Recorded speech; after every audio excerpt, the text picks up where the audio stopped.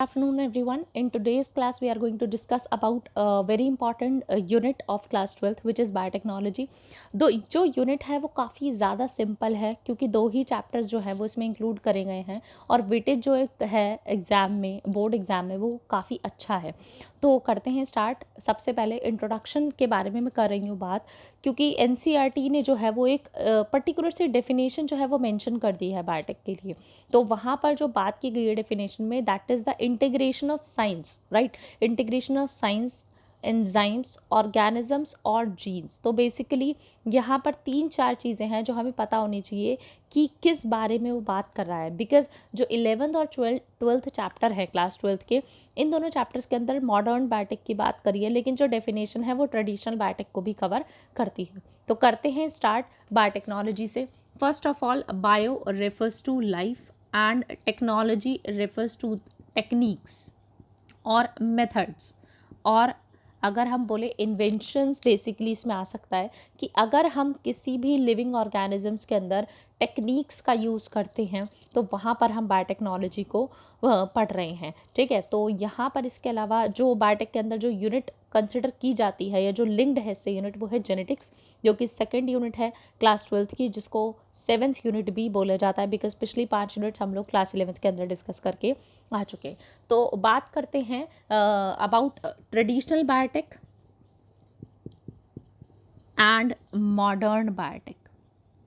तो जो traditional biotechnology है उसके अंदर हम बात करते हैं डिज़ायर्ड एंजाइम की, प्रोडक्ट की, एंटीबायोटिक्स की और एनी अदर थिंग। तो इस प्रोसेस में हम करते क्या हैं कि अगर मुझे कोई एंजाइम एक्सट्रैक्ट करना है, अगर मुझे कोई एंटीबायोटिक बनानी है, अगर मुझे कोई प्रोडक्ट एक्सट्रैक्ट करना है, तो वहाँ पर हम माइक्रोब्स का यूज़ करते हैं, जैसा कि हमने चैप्टर नंबर 10 के अंदर पढ़ा था। तो ये बेसिकली जो यूनिट है वो चैप्टर 10 से डील करती है क्लास 12th के, जिसके अंदर हमने बेवरेजेस का प्रोडक्शन किया, जिसके अंदर हमने चीज़ का प्रोडक्शन किया, टॉडी के बारे में पढ़ा, हमने ब्यूटारिक एसिड के बारे में पढ़ा, एसिटिक एसिड के बारे में पढ़ा। सबसे ईजी अगर मैं एग्जाम्पल लूँ तो हमने प्रोडक्शन ऑफ कर्ड को लिया फ्रॉम मिल्क, जिसके अंदर जो लैक्टोबैसिलस बैक्टीरिया है वो इन्वॉल्व होता है, और वो लैक्टोबैसिलस बैक्टीरिया प्रोटीन, जो मिल्क प्रोटीन होता है केसीन, उसको कोएगुलेट करता है और कर्ड फॉर्मेशन कर देता है। तो अगर मैं इस रिएक्शन की ही बात करूँ जिसके अंदर हम कर्ड फॉर्मेशन की बात कर रहे हैं, तो वहाँ पर अगर हम देखें तो लैक्टोबैसिलस जो इन्वॉल्व है वो लैक्टिक एसिड प्रोड्यूस करता है जब मिल्क केसीन जो है वो कोएगुलेट होना स्टार्ट हो जाता है। तो बेसिकली यहाँ पर जो लैक्टोबैसिलस है उसकी बॉडी का एक मेटाबॉलिक रिएक्शन जो है वो मिल्क को कन्वर्ट करता है इनटू कर्ड। अगर हम देखें यहाँ पर हमने कोई भी जीन्स का मैनिपुलेशन नहीं करा, मैंने लैक्टोबैसिलस के अंदर से कोई जीन नहीं निकाला, ना ही उस जीन को किसी दूसरे ऑर्गेनिज्म में इंट्रोड्यूस करा। तो ट्रेडिशनल बायोटेक्नोलॉजी जो डील करती है वो करती है एंजाइम्स को एक्सट्रैक्ट करने के लिए या उनसे प्रोड्यूस होने वाले किसी भी प्रोडक्ट को एक्सट्रैक्ट करने के लिए। जैसे हमने पढ़ा था डो फॉर्मेशन, टॉटी ड्रिंक के बारे में पढ़ा, या हमने कुछ और ऑर्गेनिजम्स के बारे में पढ़ा था, जैसे हमने पढ़ा कि पेनिसिलियम को हमने एक्सट्रैक्ट करा फ्रॉम द पेनिसिलियम नोटेटम। तो ये सारी चीज़ें जहाँ पर हमें डिज़ायर्ड रिजल्ट मिल रहा है, लेकिन उस डिज़ायर्ड रिजल्ट में हम कोई जीन का मैनिपुलेशन नहीं कर रहे हैं, ये सब कुछ ट्रेडिशनल बायोटेक्नोलॉजी का पार्ट होता है। और इस ट्रेडिशनल बायोटेक का एक ड्रॉबैक भी है, क्योंकि ऑब्वियस सी बात है कोई ना कोई ड्रॉबैक होगा, तभी तो ड्रॉबैक की वजह से मॉडर्न बायोटेक को इंट्रोड्यूस करा गया। तो जो ड्रॉबैक था वो ये था कि ट्रेडिशनल बायोटेक से मुझको डिज़ायर्ड रिजल्ट तो मिल रहा था, जो मुझको चाहिए वो मुझे मिल रहा था, लेकिन इस डिज़ायर्ड रिजल्ट के साथ बहुत बार कुछ अनडिज़ायर्ड रिजल्ट्स भी या अनडिज़ायर्ड प्रोडक्ट्स भी हमें देखने को मिल जाते थे। तो इस अनडिज़ायर्ड प्रोडक्ट के प्रेजेंट होने की वजह से हमें मॉडर्न बायोटेक को इंट्रोड्यूस करना पड़ा, जहाँ पर हमने डील करा कुछ ऐसी टेक्निक्स से, कुछ ऐसे एंजाइम्स से, कुछ ऐसे प्रोसेसेस से जिनके थ्रू हमारे अनडिज़ायर्ड प्रोडक्ट की जो काउंट थी वो कम्प्लीटली 0% कर दी गई। तो बेसिकली अगर हम बात करते हैं मॉडर्न बायोटेक्नोलॉजी के बारे में, तो उसका पहला एडवांटेज यही है कि यहाँ पर एलिमिनेशन ऑफ अनडिज़ायर्ड प्रोडक्ट हमें देखने को मिला, यानी कि कोई भी ऐसा कैरेक्टर हमें देखने को नहीं मिला जो अनडिज़ायर्ड है। कंप्लीटली जो अनडिज़ायर्ड कैरेक्टर्स थे वो एलिमिनेट कर दिए गए।